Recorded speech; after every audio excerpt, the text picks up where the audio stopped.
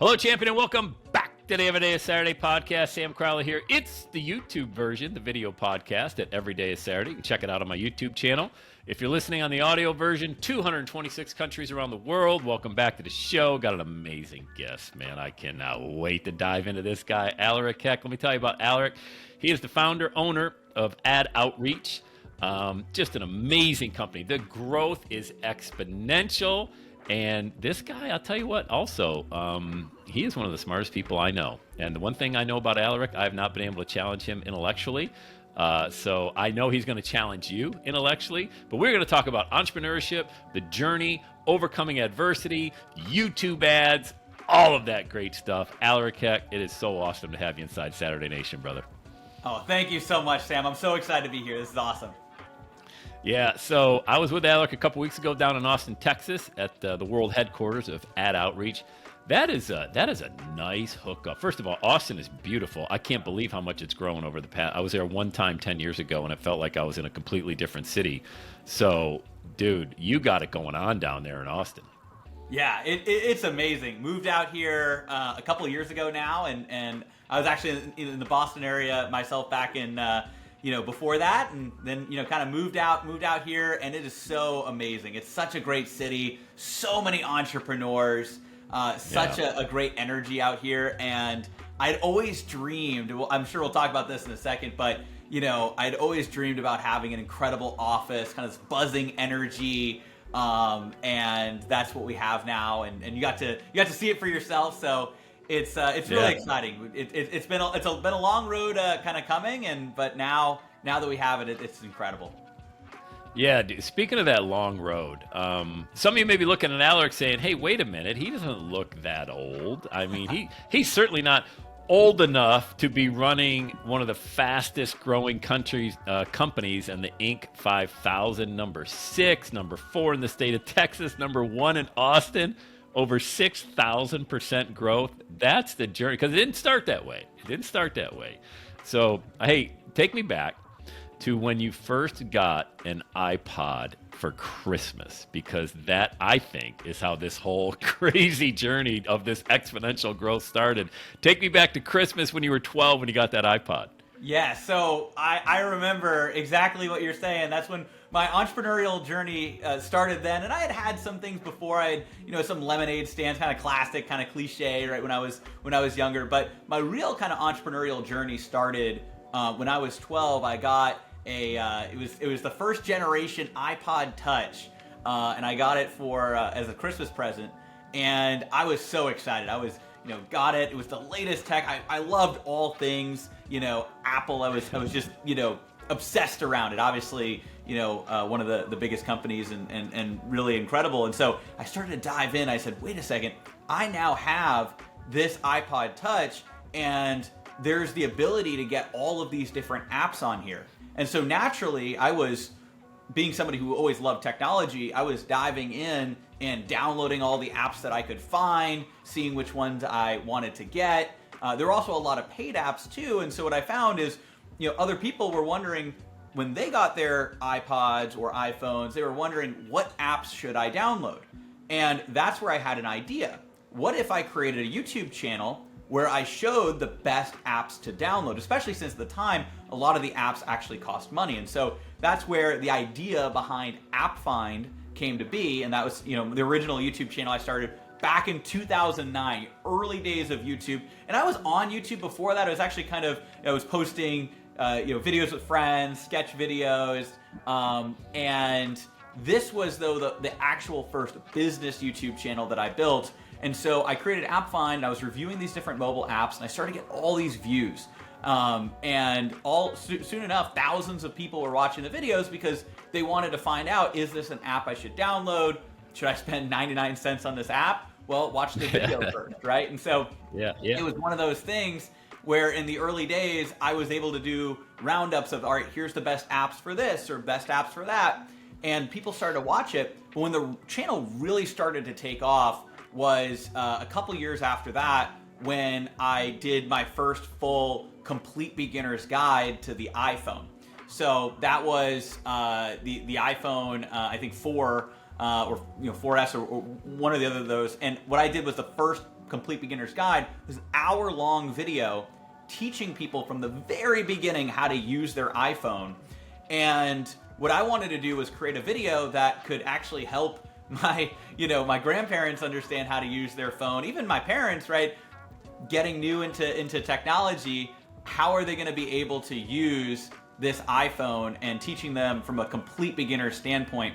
And those videos, at the time, those got hundreds of thousands of views, but my later Complete Beginner's Guides have millions and millions of views, and I've taught millions of people how to use an iPhone for the first time, which is something I also feel really proud of, because it's helping people out. And I get all these comments all the time. I still get comments, people saying that this is their first smartphone, their first iPhone, and people who are, in their 70s, even in their 80s, commenting and saying, thank you so much. This was so helpful. My son or daughter set this video up for me to show me how to use it, and now I can use my phone. And so it's really amazing to see that. And I think that's also a part of why the channel took off, is it wasn't just reviewing apps. It then evolved into something more of helping people with beginner's guides to technology, specifically around the iPhone. So when you started doing those videos, that's such a great story. I mean, it's just, I got so many questions. I could talk to you for 10 hours. We did talk for 10 hours in Austin, but I could talk to you for 10 more. So I'm kind of curious. I've got a couple of questions around that period of your life. When you first started shooting a video, you were a really young kid. Did you have any inhibitions, or you're so young, is anybody going to take me seriously? Do I have any credibility? Because you're not Steve Jobs, So did you have any thoughts in your head or I'm just going to throw this out there, I don't even care, I just want to help people? What were your thoughts when you were creating content? That's a great question. So when I was creating the content, I knew I just wanted to, originally it was just for fun. I wanted to record videos to show the best apps that I had. And before that, I was recording videos with friends. These were kind of more, the classic YouTube videos, the kind of sketch videos. And I had learned how to edit in Adobe Premiere. And I always, at the time, so I always knew I wanted to do something with video, and of course we're going to talk about the YouTube ads and all that stuff, coming up later, but I always knew I wanted to do something with video, but at the time I thought I wanted to be a director. That's what I thought I wanted to be kind of growing up. And so creating videos, producing videos, and being able to post it to YouTube, which I even remember, right, when YouTube became more widespread, and obviously I was very young at the time, but I remember prior to that, I was doing some animated stuff too. I was posting it on Newgrounds, but then the videos would get deleted if they didn't have enough upvotes. So I don't know if people, I'm sure a lot of people might remember that or whatever, but I would post those videos, and if they didn't get a high enough like ratio, they'd get deleted. It was a crushing feeling. It's like, oh my goodness, my video got deleted. And so, but I just had to really decide to just keep doing it and getting better and better. And I've always loved being on camera. I have always loved, I guess a great way to put it is leading people. And, now I lead a team here at AdOutreach. So we've got around 50 people. We've got an amazing team. Growing up, I was in, I did a little bit of sports and things, but I was in Boy Scouts was the main thing, became an Eagle Scout, always leading people, in that realm. And so I think that it was a natural progression to lead people on video as well, and to teach them and to say, hey, here's how to use your iPhone. Here's how to use the different apps. And one of the things that I think made the channel really take off is I actually taught people from a complete beginner's guide how to use their iPhone. Here's the button to turn it on. Here's how to power off your phone. Here's where the microphone is. Here's how to actually make a call on your phone. No other video is talking about that. Every other video, Apple didn't even have videos talking about that. And actually, it was funny because I got contacted by there was a government agency that said that reached out, and they said, we want to use your Complete Beginner's Guide. We just got this phone, right, for all of our agents or whatever, all of our people, and we want to use your guide to teach them how to use this phone. It was crazy. I was like, what? That's amazing. Of course. And so and so it was just it was an incredible experience, and I was hooked. People watching the video, people that I didn't know, thousands of people. The first 3-4 years it wasn't making any money. I wasn't, it took, I think it was year 3 or 4 before I got into the YouTube partner program. At the time it was a lot harder to get into. So I applied again and again and again. But then once I did get in, then it really started to snowball from there as well. You actually needed your dad's signature to get into that partnership program, didn't you? Yes, I did. Exactly. And so I remember when I finally got accepted. It was the 4th or 5th time I had applied, and I get the email, "You're accepted to the YouTube partner program." And I clicked the link, and my heart sank because it says, "All right, you need to be 18." And that was when, so that must have been 3 years in, because I was 15 at the time. And so I remember going to my dad and asking him to kind of co-sign this. And I remember what he said too. He said, "You're not going to make a lot of money with this, but I'll sign it anyways." And I used that as a little bit of a challenge. And sure was he was wrong. So he started to make more from that YouTube channel. In the first year that I had that YouTube partnership, did over $60,000. And I remember a teacher that I had in high school. I was just talking about it, and I remember a teacher overheard that, and they said, "There's no way, you can't be making $60,000 from YouTube." And I said, "Oh yeah, I am. Look, it's YouTube ad revenue. They pay you for getting these views." And I remember his face kind of went white. He was looking at it, and he said, "That's more than I make."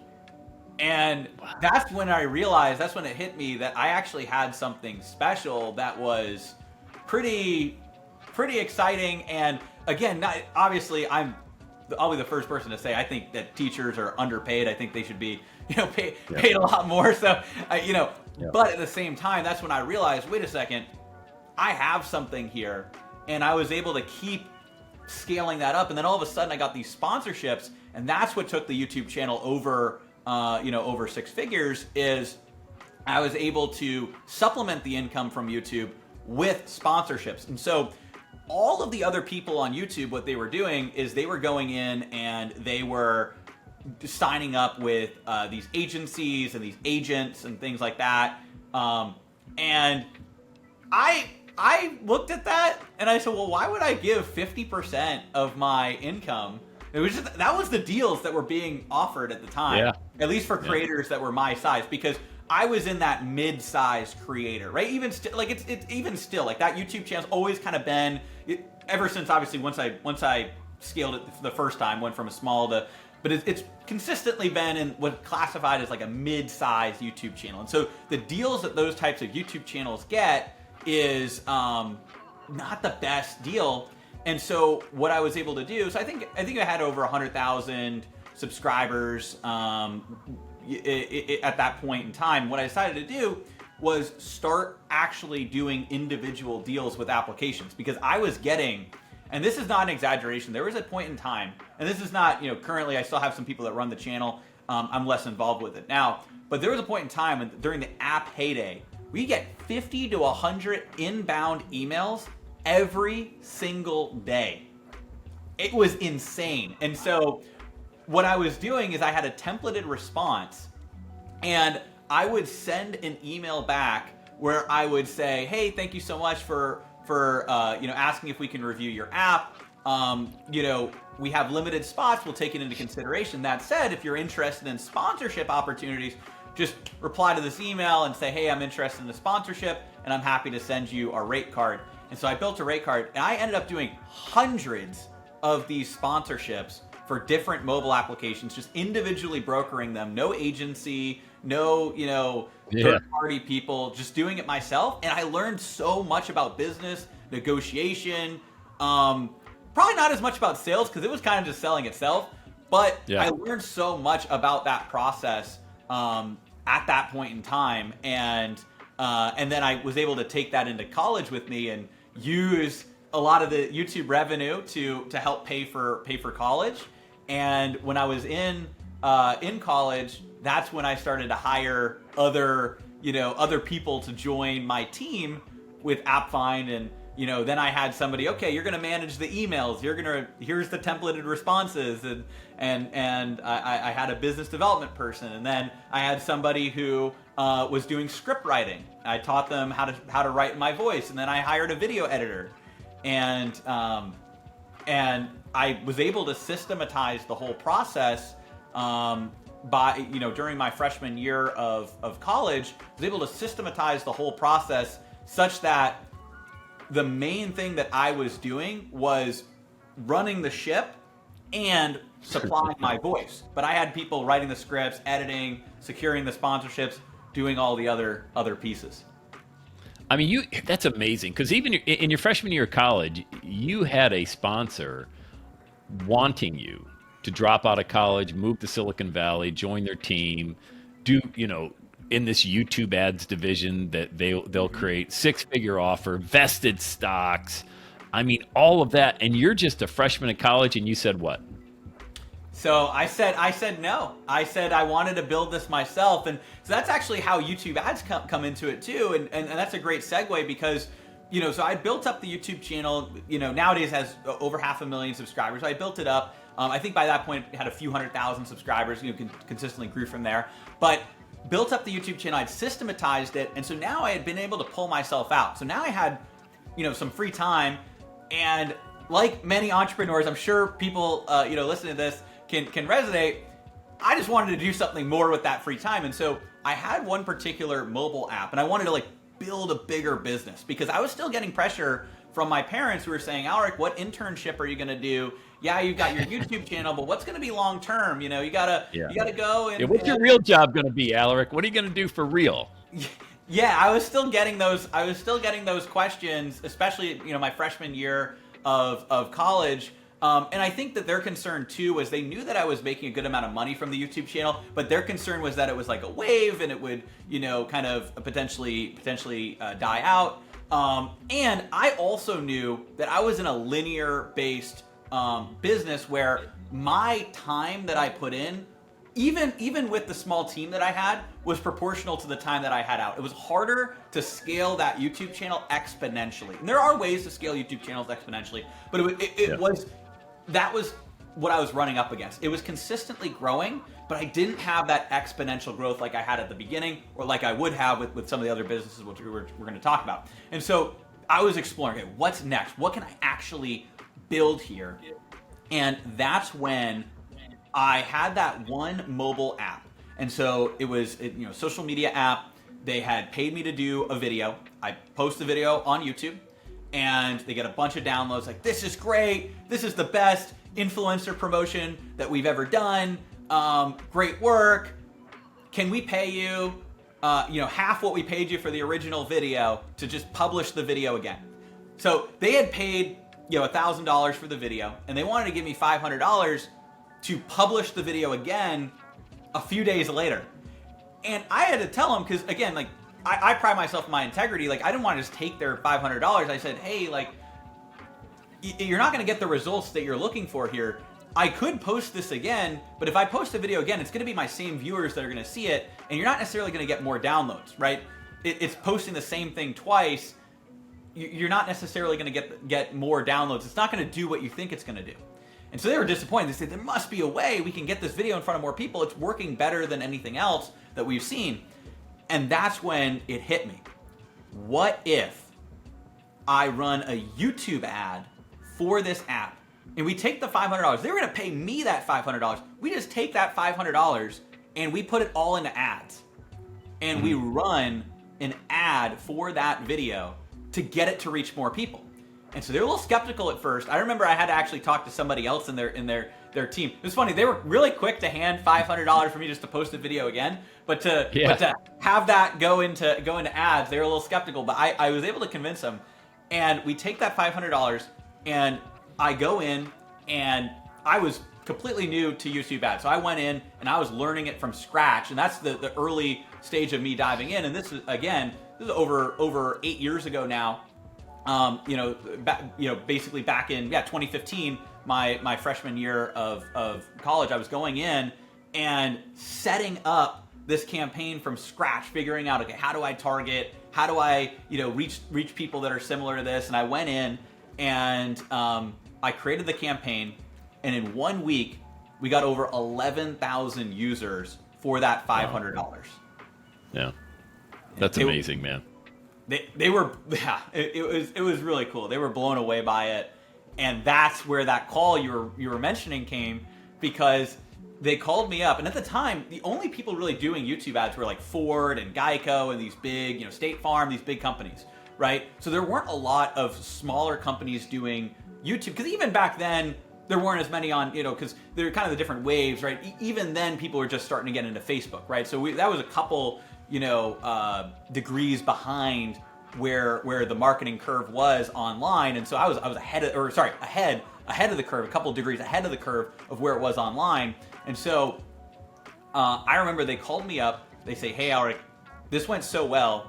We want you to drop out of college, fly out here to Silicon Valley, join our company, run our YouTube ads. And they wanted me to kind of run this YouTube ads division. I turned it down. I wanted to do it myself. It was tempting because it was, it was actually kind of funny because it was similar to, my parents wanting like what they would classify as a real job. Yeah. And but it was tempting, but I decided to turn it down. I wanted to build it myself, and that's when AdOutreach was created. So it was that summer that I officially founded, AdOutreach, and at the time it was to promote mobile apps. So I was doing YouTube ads for mobile apps because I saw how powerful it was, and I just tapped my existing network. I reached out to all the people that had ever sponsored with me, and I had hundreds of people to choose from. And I reached out to them and I said, hey, I now have a way to promote your app using YouTube ads, and look at the results I got these few companies. I'd love to do this for you too. And I was way undercharging for it, but it was great. But that's how you get started, right? It's like you dive in and you massively over deliver.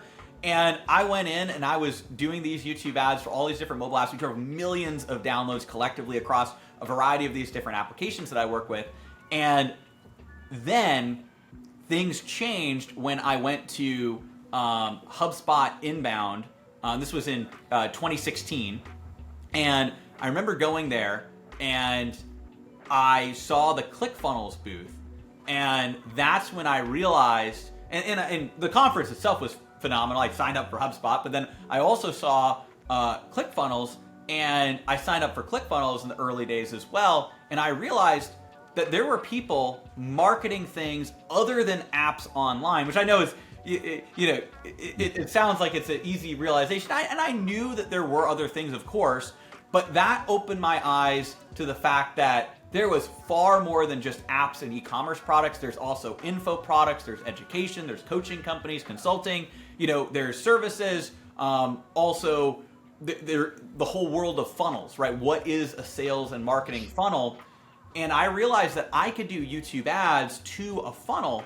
And so that's when, I also joined my first mastermind. I was doing some research. I found a great, some mentors that were able to help me package everything that I had.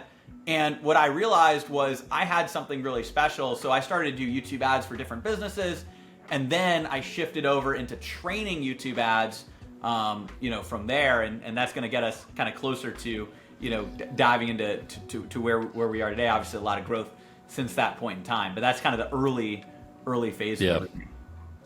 Yeah, there's so much there, man. I mean, I definitely want to talk to you about what you're currently doing with AdOutreach, because if you've ever, here's the danger. If you ever click on anything Aleric has on the internet, you will be stalked.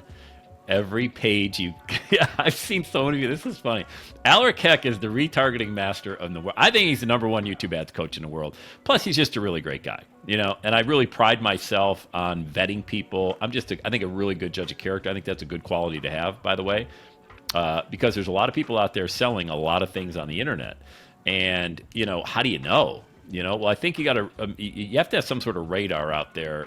You can go on different, the Trust Pilots or the BBB and things like that, but you really got to be able to just tell. And I could tell Aleric's whole persona online. It's a buttoned up, serious organization. They don't go into 1,000 different things. Their specialty, as far as I'm concerned, is YouTube ads and being able to target your ideal client out there, market to them with a unique video message. But if you ever do opt into Aleric's funnel, I've seen people comment, like I was on LinkedIn the other day, and I don't spend a lot of time on LinkedIn, a little bit more now than I used to, but I see you have an ad there, and it's, hey, bet you're surprised to see me here, laugh emoji. And you've got, I don't know if you see it, but you got like 50 comments of like, oh my God, Aleric's on LinkedIn. Oh my, hey. And a lot of people had a lot of fun with it. They're like, hey, totally expected to see you here after, because I know you follow me everywhere. But do you ever, when you're out in public, I'm curious, you ever have anybody come up to you and say, wait a minute, aren't you the guy that targets me on the internet? Haven't I seen your ads? Yes, it is a little crazy, and actually, the funny thing is, it happened after all of the like after I moved out here to Austin, because I was like a lot of people was kind of in all those like not traveling to a ton of events and like kind of lockdown stuff, and that's when I scaled up the business a ton and I scaled up the ads a ton, and so I moved out here to Austin 2 years ago, and I hadn't been as much out and about. Obviously like a lot of people for a period of time there. And that's when it started happening. I would be in a coffee shop and somebody would come up to me say, oh, are you Aleric? Oh, I see your YouTube ads everywhere. I was eating dinner and somebody said, YouTube ads beat Facebook ads. I didn't know you were here in Austin. And and actually this was just a few weeks ago. I was walking down the street, a car rolls down its window. It's like, it's like Aleric, Mr. YouTube ads, and it's kind of crazy. But then I'm like, oh hey, how's it going? And then they just kind of roll off. So I don't even have a full interaction with them. It's crazy. I go into, but then especially it really ramps up when I go into events like Funnel Hacking Live, like the ClickFunnels event. I can't even walk a few feet without having people come up. And what I love to do is I just have conversations with everybody. So I remember they have this like VIP area. I spend no time there. I would just go out and talk to a ton of different people because there's all these people that are like where I was when I was starting out, and they just need that encouragement, and they are discovering ClickFunnels and they're getting online, or maybe they're further along in their journey and they have some more advanced questions.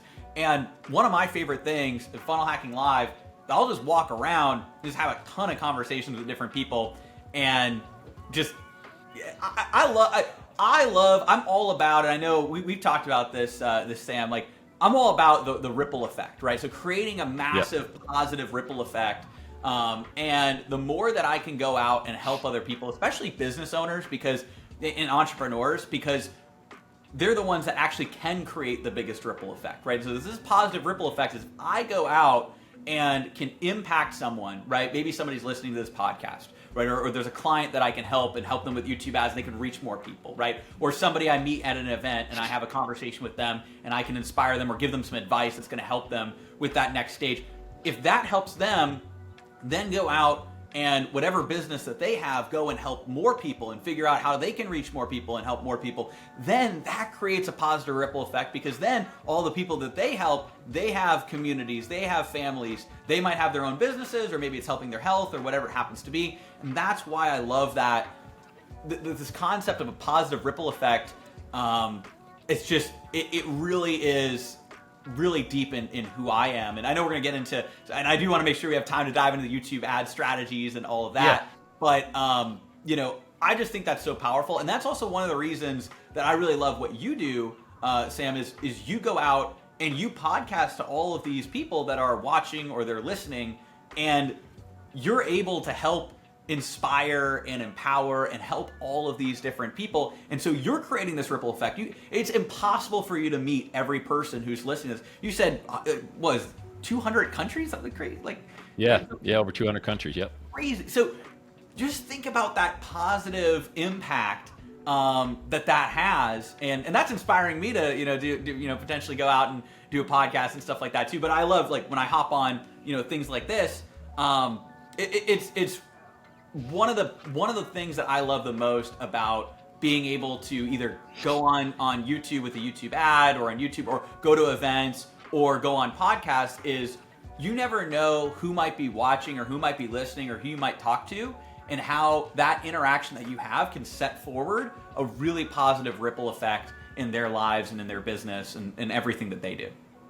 Yeah, I love it. You're right. And my audience here over the past 18 years or so, they're the dreamer, the doer, the entrepreneur. They're somebody that really believes they've got a message to share. They got a story to tell to the world. I'm a little concerned about getting into the weeds on YouTube ads on this particular podcast because we might lose them in an audio format without being able to share a screen. I want everybody though, and I want you to walk us through what a YouTube ad is. I want to get to that in a minute, because when I first got connected to you last summer, we're talking the summer of 2022, I lost my Facebook ad account. Somebody in Vietnam somehow got a hold of my Facebook account, kicked me out as the admin, ran up a bunch of credit card charges, and I'm sitting here in the summer of 2022 without any cold traffic, without any way to get it. And I heard you on a podcast. That's how you and I got connected. Heard you on Joel Irway's podcast, and to Joel's credit, I reached out to him because I know him, and I'd done business with him in the past. Sent him an email, said, "Hey, Joel, would love to look into YouTube ads. Hey, Aleric's your guy. I got nothing to do with YouTube ads." And I think that, or first of all, speaks to the integrity of a guy like Joel, number one, because he could have tried to backdoor sale it somehow like that. Number two, I really respect entrepreneurs, and I don't really like this phrase, but I'm going to use it in context here, that stay in their lane. Like, Joel knows what he's really good at. He's the webinar guy. He's getting a little bit into other stuff too, but he's really made his money and is really his niche into webinars. He knows what he's good at. He knows what he's not good at. So when I got connected with you, I had started into YouTube ads. I had no idea. So this was what I knew about YouTube ads. Skip. They're so annoying. Like, I try to watch a golf instruction video and up pops Frank Kern. I'm like, skip. I just, get me my golf instruction video. So I was like, am I going to be that guy who's talking about starting your podcast and people are just going to skip? But then as I started working with you guys at AdOutreach, I didn't care about the skips. That didn't matter to me. What mattered was the qualified individual that I was targeting through what you guys teach, who actually watched the 3-minute video or so and ended up going over to the landing page, putting in their name and email, watching the short video, and then booking a call with me. And I started to see the process. And then when the call got booked, I got on a Zoom call, was able to talk to them about my own mastermind. And if we have time, I want to talk about the power of a mastermind. So just put that up here if we happen to have time at the end to talk, because I really believe in masterminds. I was in your mastermind a couple of weeks ago, live in Austin. But walk us through the psychology, number one, of how a YouTube ad is so effective. What makes a YouTube ad so incredibly effective? Because I thought it was just, these are the ones I'm skipping, man. They're so annoying, but they're really effective. Talk about the psychological, and then we'll get into the implementation part about it. Absolutely. And that's a great way to put it too. A lot of people have this misconception of YouTube because they're used to skipping different ads. But if you actually think about it, think about the time that maybe there is an ad that you did pay attention to, right? That you did watch, that actually did capture your attention. And that's what you're going after, is to really capture people's attention when they're in what we like to call the learner's mindset. So people are on YouTube for one of two reasons, either to be entertained or to learn, right? And so what you want to do is you want to reach people when they're in that mindset where they're looking to learn something, when they're maybe researching something, and you want to get in front of them at the right time with your ad so that you can actually capture their attention, get them interested in exactly what it is that you do, and have them avoid the skip button. And so one of the other things too is every time somebody who is not interested clicks skip on an ad, what it does is it actually feeds the algorithm that lets YouTube and Google, and then also the advertiser, know that these types of people are less interested in this ad. And so it can actually fine-tune the algorithm to help show the better ads to you as a viewer, or to those different ideal clients that you're looking to reach. But also, it's all about how you set up the targeting. So what you want to do is you want to have a great ad that really captures people's attention, right? It has a hook, you pull people in. You also want to push the wrong people away. So if people aren't interested, you want them to skip. That way, it gives that data back to Google and back to YouTube that that person isn't interested, or that, type of targeting, or people similar to that person are going to be a little bit less interested. And so it's fine-tuning the algorithm along the way. It's training Google and YouTube's AI. Right? They have millions of data points, And what we need to do is fine tune that AI that they have. Again, I'm trying to keep this higher level. I know, without getting too deep into the technicals, but what we want to do is we want to draw people in. So we've got that hook. Then we provide value on the ad. And this is one of the things that makes us unique, is a value first ad. I mean, we've all seen ads where there's no value, right? It's just, hey, you want to buy my product? Click the link. But that doesn't work as well on YouTube. What we want to do is provide actual value. You talked about a 3-minute long ad. So for you, talking about the power of podcasts and how they can really help you amplify and build that $1 million message, right? Talking about that inside of the ad, or me talking about YouTube ads, the power of YouTube ads inside of the ad, gets people warmed up, and we're actually providing real value to them. So we've drawn them in, we've hooked the right people, we're now providing value, and then at the end we have a clear and concise call to action. If they've watched the video to that point, like you said, they've watched the video, for 3 minutes. Now we say, hey, if you want to learn more about this, you can go and click the link, and I've got a free training for you. And you're leading with even more value. So there's even more free value they're going to be able to get. They just have to put in their name and their email, and once they do that, then they're going to get the next training, and then you can take them from there, and that's the start of a funnel, which is of course a whole separate conversation, but that's the start of the funnel. But what you want to do is you want to hook people, you want to pull them in, provide value, educate them, and then have a clear and concise call to action. And by creating a video like that, you're going to appeal to the people that are genuinely interested in what it is that you do, but you're also going to repel the people that aren't as interested, get them to click skip, and teach the algorithm who is and is not interested in an ad like this. And then it all comes into the targeting, which we can talk about next briefly, but I don't have to dive super deep into that.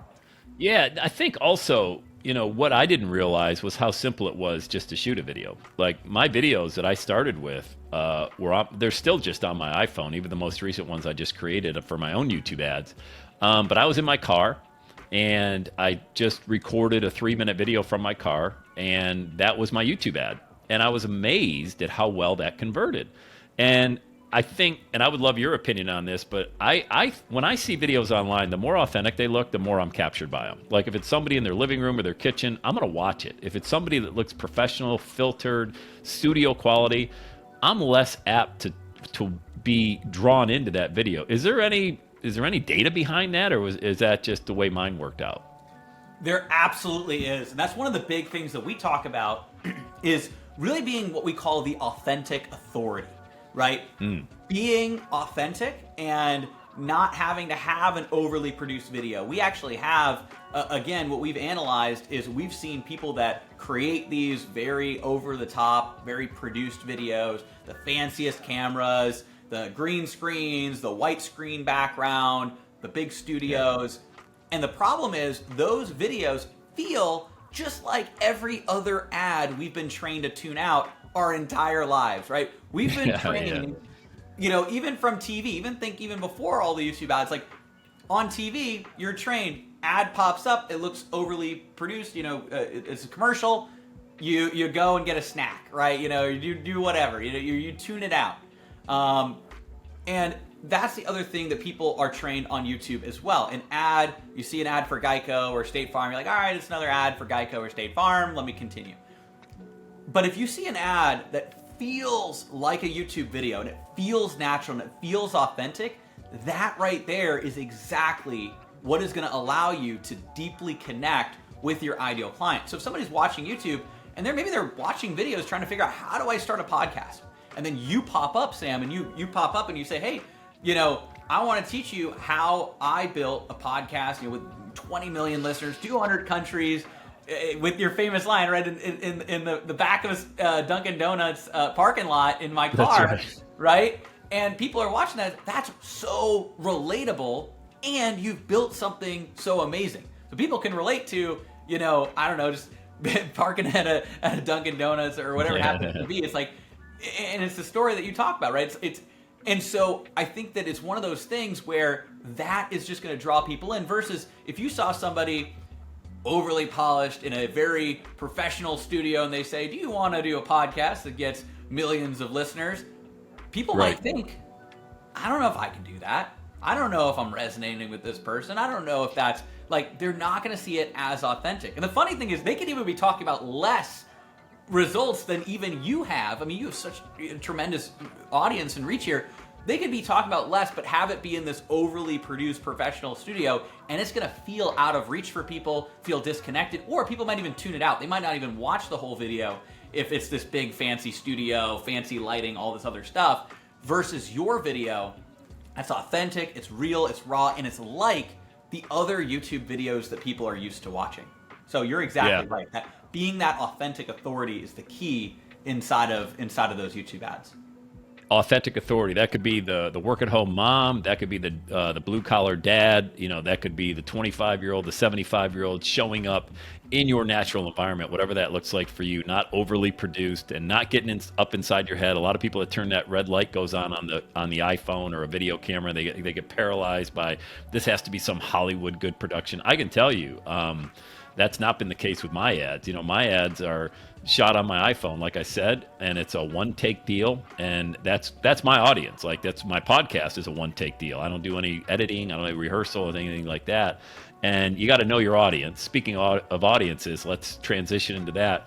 By the way, station identification, talk to my friend Aleric Heck, founder of AdOutreach.com. Aleric, I want to do this at the end, but what's the best way for somebody listening to this podcast, if they want to hit pause right now and connect with you and talk more about YouTube ads, what's the best way to do that? Yeah, so the best way to do that is just to go to AdOutreach.com. That's AdOutreach.com. That's our site. Now, we have a full 19-page YouTube ad strategy PDF, and I want to give that as a completely free gift to anybody who's listening. Go to AdOutreach.com/PDF to get that full PDF. It walks you through step by step our entire process to YouTube ads, how to target the right ads in front of the right people. It outlines really everything inside of that. But then also, if somebody who's listening or watching is in that state of mind that they say, hey, this is what I need. Maybe you are running into issues, with Facebook, like you were, Sam, or maybe your cost is getting higher, or you're just looking to really dive into ads to scale and grow. You can go to AdOutreach.com/apply. That's AdOutreach.com/apply,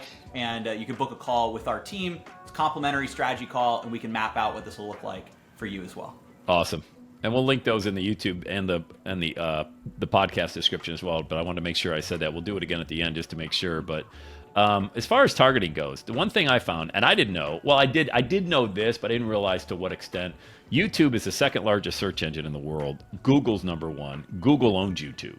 So you're not just getting the benefit of YouTube. You're getting the benefit of all the AI that Google has. Now, the good news is Google knows a lot about us. The bad news is Google knows a lot about us. Like, it almost feels like, talk about following you around the internet when you type something into Google and then you start seeing all these ads around it. The ability to target was really another eye-opener for me, Aleric. I wanted to target people that were looking to launch a podcast. I'm like, well, how many people could that be? When I started setting up my ads, turns out millions, if not billions of searches of people in that niche looking to launch a podcast. And then you can target by age. You can target by household income. You can target by demographic, United States only, US and Canada, worldwide, Cincinnati, Ohio, Austin, Texas. I mean, the ability to target, once the ad is completed, the next thing is, who do you want to see your ad? I mean, that blew my mind, man, as far as how much information ad outreach can get into.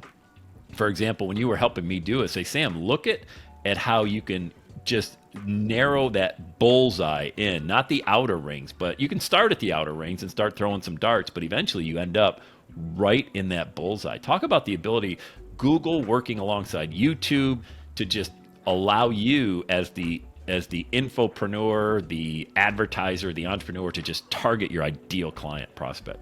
Yeah, that is, it's such an amazing thing that we can do.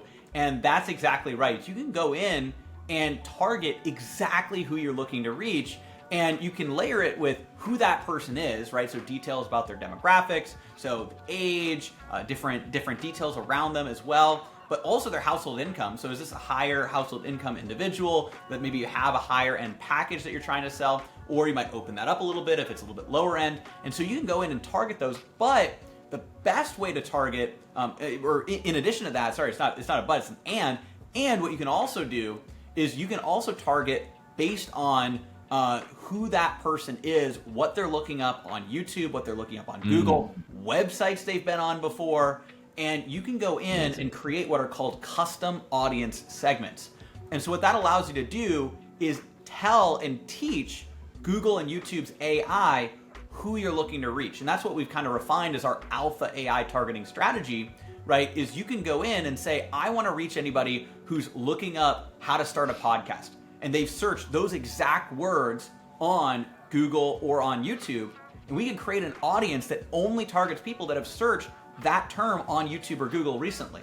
And then we can layer that with a specific demographic, maybe a household income, and there we can have a really accurate targeting for somebody that might be interested in learning how to start a podcast and going through your process. Same thing for us. We can target people who are looking up YouTube ad training, like how do I set up YouTube ads, all of those different search terms, layer it with somebody who is in a higher household income bracket, who's potentially a business owner, and then target them with our ad. And then that's how we can reach the exact right person at the right time with the right video. And that's what's going to actually get those conversions that we're looking for. And this has just been the evolution to really quickly loop back to some of what we were talking about before, because, just to kind of catch us up to where we are today. After I saw all that success with different businesses, I created a done together process, and that's what's really brought us to where we are now. And now we have over 50 team members. We've got thousands and thousands of clients we've worked with, and it's been incredible working with you as well, Sam.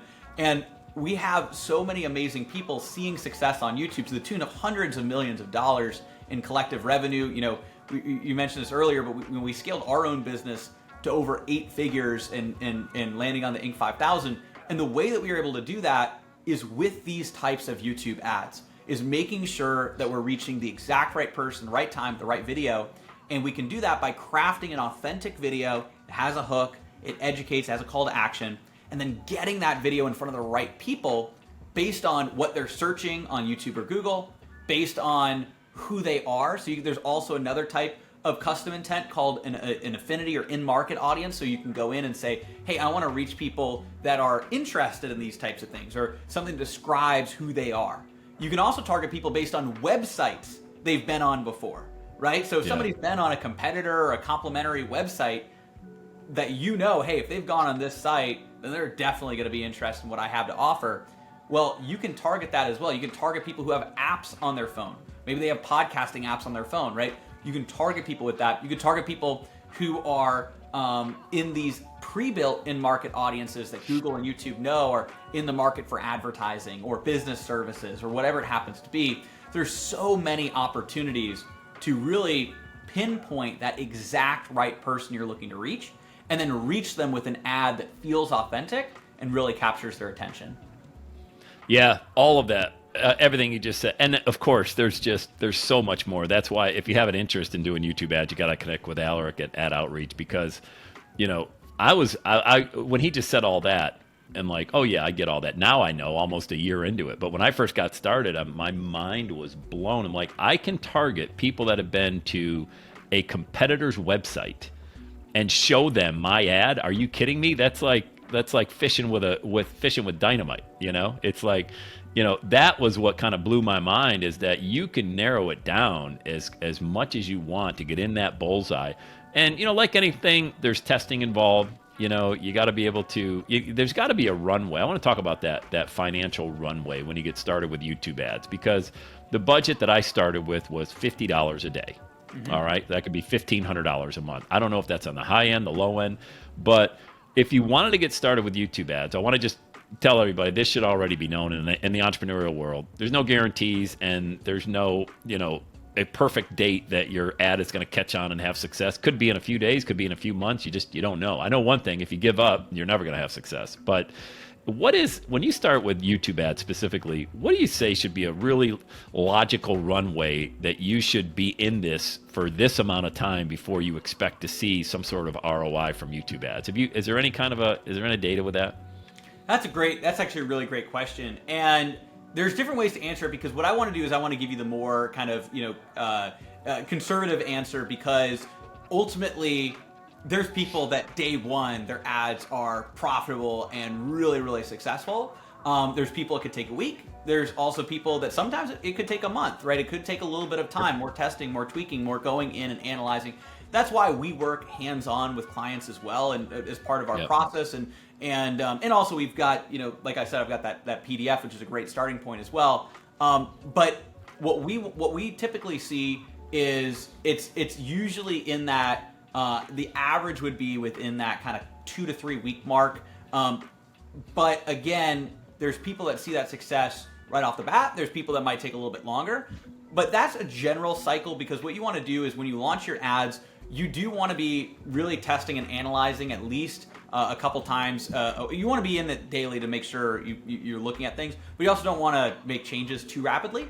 So in the early phases, you want to go about 3 or 4 days before you're making a change, or about $100 of spend. So let's say you have a $25 a day campaign. And we always recommend starting with at least 2 campaigns. So that's why you start at 50. That's kind of like what we at least would recommend starting with.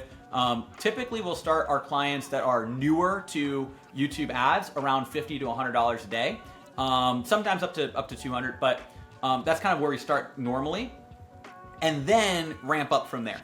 But we also have clients that are at the point where they're spending thousands and thousands of dollars a day, and it just depends on the scale that the companies are ramping up to. So if you hear those numbers and you're thinking, oh, I've got a much bigger ad budget than that, well, of course, you can scale up YouTube ads. And like, we're at the spot where we're spending thousands and thousands of dollars a day on YouTube. That said, and we've got many clients who are doing that too. That said, you want to start at a place that's going to allow you to really test, figure out where your audience is, and get there before scaling up. And I was on a different podcast just about a week ago, and I was talking with them about this concept, because they're used to kind of the bigger agencies that say, okay, let's launch a new campaign at $1,000 a day and see what happens. And I remember what I was telling them is, I don't recommend that with businesses that are, if you're not a venture capital kind of funded business, or you're already running a lot of YouTube ads. Let's start out small and then scale up as we know that we've reached our target market, and then we can hyper scale that ads. I know we were just talking about your ads are doing so well. It was like, hey, let's scale these up. Let's look at what does that look like. And so typically, though, to answer your question, I would say starting at least $50 a day, $25 a day per campaign. You always want to have at least 2 campaigns, because if you only have one, you never know, right? This could be the best campaign, this could be the worst campaign, but you can't split test it. If you have 2, you can at least do a ladder, right? So you have one campaign that's getting this level of results, you try and beat it, now the new campaign gets better, you remove the old campaign, now you try and beat it, and it's like a ladder, and you're just climbing up. And if it doesn't beat it, okay, great, let's try something else, maybe that'll beat it. And so now you're constantly testing against yourself. If you only have one campaign, you can't do that. So you always want to have at least 2 campaigns, and typically we'd recommend having around 4. So starting with 2 to 4 campaigns, $50 to $100 a day, and then from there ramping up the ad spend. I would plan to have a month of testing budget. That said, in general, you shouldn't necessarily need that, as long as your funnel's dialed in, your process is dialed in. You're going to be getting leads coming through. It's just and sales, as long as again that the funnel process is in place. It's just, it might take a little bit of time to get it dialed in, but once it's dialed in, that's when we can go and scale. So hopefully that makes sense, and that's what we recommend. No, it does, because everybody's budget's different. Some people, like you said, if you're a VC firm, great, you got a big barrel of money. If you're a solopreneur and you have to watch it a little bit on the front end, you can still get the results. I still think it's funny when people say, hey, you might have to wait a little bit, might be a couple of months. It's like, we're willing to spend 40 years at a job, but can't wait 8 weeks to get a new client from a YouTube ad. I just find it funny in the information age. Hey, got to be a little patient. It might take 90 days, to get an ROI on your investment. Hey, I want to wrap it up. I was down in Austin a couple of weeks ago. Like I said, I got a chance to hang out with Aleric in the corporate office with all the employees, and it was a mastermind, and it really was amazing, man. First of all, he put on an amazing event. It was just, it was such a great day in the office. We went to the FC Austin soccer game the next night. Just got a chance to hang out with other people from all around the world that are, they're all entrepreneurs, and they've all got a big dream. Everybody has a big dream. That's a power of a mastermind. I run a mastermind. It's a podcasting mastermind. It teaches people how to create their $1 million message, how to launch it, how to market it, how to monetize it, give them the blueprint to make money with their podcast. With the remaining minutes we have left, Aleric, first of all, I want to make sure I say that. I just want to thank you for all that you've done for myself, for my ads, for taking really a personal interest in the Everyday is Saturday brand. I mean, I want to say thank you. So you hear that on this podcast and everybody hears me thank you, because it's really important that you understand the impact that you've had on myself and on my business. So I just want to say thank you for that. And then secondly, the power of a mastermind. Can you just speak about that in the remaining minutes we have left on this show, about what it means to have like-minded individuals together towards that mission that they're going after? Yeah. And absolutely. And first off, thank you so much, Sam. It really, really means a lot, and I really appreciate that. And it's exactly what you're saying here, that there's so much power to a mastermind and surrounding yourself with like-minded people. And I remember when I joined my first mastermind, which was going back to 2016 there. After I'd gone to that event, I wanted to find a mastermind. I remember joining my first mastermind and, really just going all in and being surrounded with other incredible people that lifted me up and shared what was working for them, and I shared what was working for me, and sharing the YouTube ads, and so it just became this incredible environment of growth. There is so much power in a mastermind, and so now we have our own mastermind, like what you said, out here, other incredible business owners and entrepreneurs from all over the world fly in, and what we can do is really compress years and years of trial and experimenting and all of these things into days or even hours. And it's not just what we bring to the table. There's so much more to a mastermind. So somebody joins your mastermind, they're going to learn so much from you about podcasting. You've done things at incredible scale. You've like a couple decades of experience on the podcasting side. People are going to be able to compress all of that experience into such a small period of time and become an expert overnight. It's incredible. And it's the same thing with us. Our clients come in, we can help them with YouTube ads, we can get those results, we can get those returns. I know we were talking about before, it's like, hey, look at this ability to scale some of these things. We can compress all of these things that I've learned over time, and our team, we've got an incredible team. It's not just me, has learned over time, but it's not just that, right? Your mastermind, my mastermind, there's a lot that we're teaching, but in addition to that, it's the people in the mastermind that have so much to offer, the different collisions, the different things that they can provide. Hey, I did this. Hey, I did that. Networking and really connecting with each other. So, for instance, you can have a lot to provide around podcasts to other people that might be in that mastermind, and you can have conversations about that. And, again, somebody who joins maybe one of your masterminds, they might meet someone else that would be a perfect podcast guest for their podcast. And then all of a sudden they're cross-promoting and there's so much synergy that's happening. It's the same thing with us and our mastermind. So there's a lot of benefit when you join a great mastermind that has an amazing team behind it and leadership behind it. But in addition to that, not only the trainings and the things that you learn, but the mastermind is the collective of people. That's the key. There's so much value and impact there. Yeah, there is. Trying to do it on your own is real. It's not impossible. I mean, look, you started, when you had your iPod, but imagine had you been in a mastermind group at that point in time, the trajectory might have been a lot faster, a lot quicker. Aleric, give us, before we wrap it up, give us the PDF download link one more time, and if they wanted to book a call, where do they go? Those two links. Absolutely. So to download the PDF, it's AdOutreach.com/PDF. That's AdOutreach.com/PDF. And if you want to book a strategy call, it's completely complimentary. We'll dive in, map this out with you. It's AdOutreach.com/apply. That's AdOutreach.com/apply. And you can book that strategy call as well. I love it. I love it, man. I hope this is a podcast you're going to want to listen to again. If you're watching on the YouTube channel, go back and watch it again. There was just so much gold. We could have talked. Seriously, guys. I mean, had we been able to share a screen, we could have really dived into what YouTube ads. That's what the PDF is for. That's what, if you wanted to talk to somebody at AdOutreach, you can have that conversation as well. I wanted to keep it more along the entrepreneurial mindset and talk also about how YouTube ads work in general, because that would actually be doing a disservice having the guy that I think has forgotten more about YouTube ads than anybody's ever going to learn in their lifetime. We definitely wanted to dive in. But Aleric, your ability to to run this company, you attract the best of the best, not only as clients but the personnel that you have in your office, and starting with an iPod and now running an 8-figure business, man. It's just so impressive. But I think what's even more impressive is who you are as an individual, and don't ever lose that, dude, because you'll always do well in business, but man, you're just such a solid guy, and I'm just happy to have you in my inner circle. And thanks for being on the Everyday Saturday podcast, brother. Thank you so much, Sam. Really appreciate that. Thank you for having me here. This has been incredible. Thank you. All right, everybody, that's a wrap. We'll see you back on the #1 motivational podcast on the planet. Let's go. Have the best day ever.